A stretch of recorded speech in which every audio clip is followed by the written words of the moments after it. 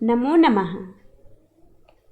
अस्यां कक्षायां भवतां सर्वेषां स्वागतम। बच्चों, इस कक्षा में मैं आप लोगों के लिए वह सामग्री लेकर आई हूँ जिसका आप लोगों को बेसब्री से इंतज़ार था। अर्थात आज मैं 12वीं कक्षा के संस्कृत विषय का संक्षिप्त पाठ्यक्रम लेकर आई हूँ, जिसे स्कूली शिक्षा एवं साक्षरता विभाग झारखंड सरकार के द्वारा जारी कर दिया गया है। बच्चों, यह संक्षिप्त पाठ्यक्रम केवल सत्र 2020 और 21 के लिए ही मान्य होगा, क्योंकि इस सत्र में कोरोना के कारण आपके विद्यालय बंद हो गए और आपकी पूरी कक्षाएं नहीं चल पाई, जिसके कारण समय से सिलेबस पूरा नहीं हो पाया।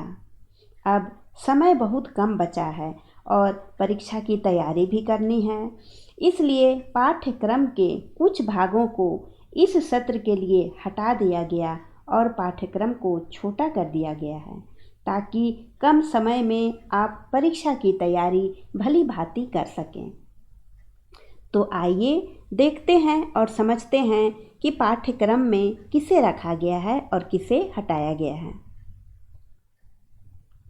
बच्चों, पाठ्यक्रम देखने से पहले आप लोग अपनी अपनी अभ्यास पुस्तिका, कलम और पाठ्य पुस्तक को लेकर बैठें और उसमें नोट करते जाएं, ताकि बाद में उसे देखकर उसके आधार पर आप पढ़ाई कर सकें। पहला है बच्चों, अपठित अवबोधनम। आपके जो प्रश्न पत्र होते हैं उसमें जो पहला प्रश्न होता है वह अपठित गद्यांश पर ही आधारित होता है। वह इस बार भी रहेगा, उसे हटाया नहीं गया है। अर्थात अपठित गद्यांश के प्रश्न उत्तर के लिए आपको तैयार रहना होगा। वह प्रश्न इस बार भी आने वाला है। उसके बाद रचनात्मक कार्य के अंतर्गत पत्र लेखन में केवल औपचारिक पत्र के अंतर्गत आवेदन पत्र आपको लिखना होगा।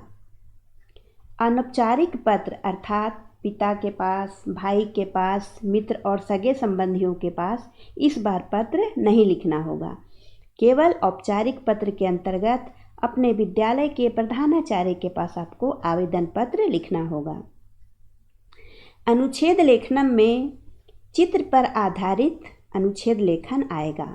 संकेत आधारित को हटा दिया गया है, यानी चित्र को देखकर उसके आधार पर आपको अनुच्छेद लिखना होगा।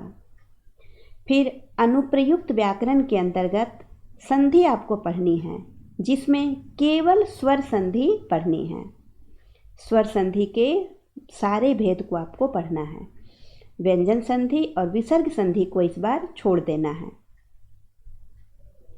इधर जो है बच्चों, इसे नहीं पढ़ना है, इसे आप छोड़ देंगे, और जो इधर दिया हुआ है उसको आप अपनी अभ्यास पुस्तिका में नोट करते जाएं। व्याकरण के अंतर्गत समास भी आपको पढ़ना है, जिसमें तत्पुरुष समास, कर्मधारय समास, द्विगु समास और द्वंद्व समास पढ़ना है। अव्ययी भाव समास और बहुव्रीहि समास को छोड़ दिया गया है, इसे नहीं पढ़ना है। प्रत्यय के अंतर्गत त्वा, तुमुन, तव्यत, अनियर, त्व और तल प्रत्यय पढ़ना है। लयप, मतुप और तप प्रत्यय को छोड़ दिया गया है। फिर कारक उपपद विभक्ति के अंतर्गत द्वितीय, तृतीय और चतुर्थी विभक्ति के अंतर्गत आने वाले सूत्रों को ही पढ़ना है। पंचमी, षष्ठी और सप्तमी विभक्ति के अंतर्गत आने वाले सूत्रों को इस बार नहीं पढ़ना है। फिर संस्कृत साहित्य के अंतर्गत कवियों और लेखकों के नाम लिखने होंगे, इसे रखा गया है, यानी ग्रंथ के नाम दे दिए जाएंगे, आपको उनके कवि और लेखक के नाम लिखने होंगे। उसके बाद गद्य काव्य, नाट्य काव्य और चंपू काव्य ये रहेंगे, इसी से प्रश्न आएंगे। इस बार पद्य काव्य और महाकाव्य को नहीं रखा गया है, यानी इससे इस बार प्रश्न नहीं पूछा जाएगा। अब चलिए देखते हैं पाठ्य पुस्तक में क्या रखा गया है और क्या छाटा गया है। आपकी जो पाठ्य पुस्तक है शाश्वती भाग 2। उसमें कुल 14 पाठ दिए गए हैं, जिसमें से बच्चों 7 पाठ को रखा गया है और 7 पाठ को काट दिया गया है, यानी बिल्कुल आधा कर दिया गया है, 50%। आप अपनी पुस्तक को हाथ में ले लें और जहाँ जहाँ हाँ लिखा हुआ है उसको टिक कर लें, यानी उसे पढ़ना है, और जहाँ जहाँ नहीं लिखा हुआ है उसको कट कर दें, उसे छांट दिया गया है। तो पहला पाठ है विद्या अमृतम अश्नुते, इसे आप टिक कर लें क्योंकि इसे रखा गया है, इसे पढ़ना है। दूसरा पाठ है रघु कौत्स संवादः, इसे नहीं पढ़ना है। तीसरा है बाल कौतुकम, इसे पढ़ना है। चौथा कर्म गौरवम, इसे भी पढ़ना है। आप टिक करते जाएं। फिर 5वां पाठ है शुकनाश उपदेशः, इसे नहीं पढ़ना है। 6ठा में है सूक्ति सुधा, इसे पढ़ना है। 7वां पाठ में है विक्रमस्य औदार्यम, इसे नहीं पढ़ना है। 8वां है भू विभागाः, इसे पढ़ना है।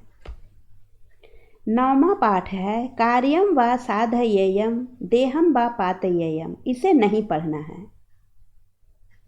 10वां में है दीन बंधु श्री नायाराः, इसे पढ़ना है।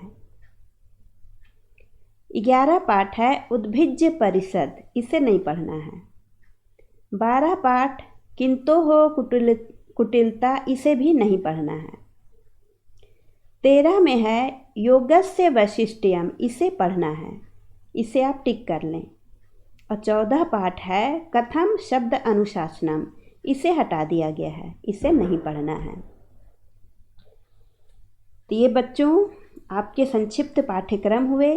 अब आपको इसी के आधार पर परीक्षा की तैयारी करनी है, क्योंकि इस बार की परीक्षा में इसी पाठ्यक्रम के आधार पर प्रश्न पूछे जाएंगे। आशा है आपको समझ में आ गया होगा। अब आप इसे अच्छी तरह से अपनी अभ्यास पुस्तिका में नोट कर लें, ताकि पढ़ते समय बार बार आपको वीडियो खोलकर देखना ना पड़े, क्योंकि कभी अगर नेटवर्क प्रॉब्लम के कारण वीडियो नहीं खुले तो आपको परेशानी ना हो। धन्यवाद।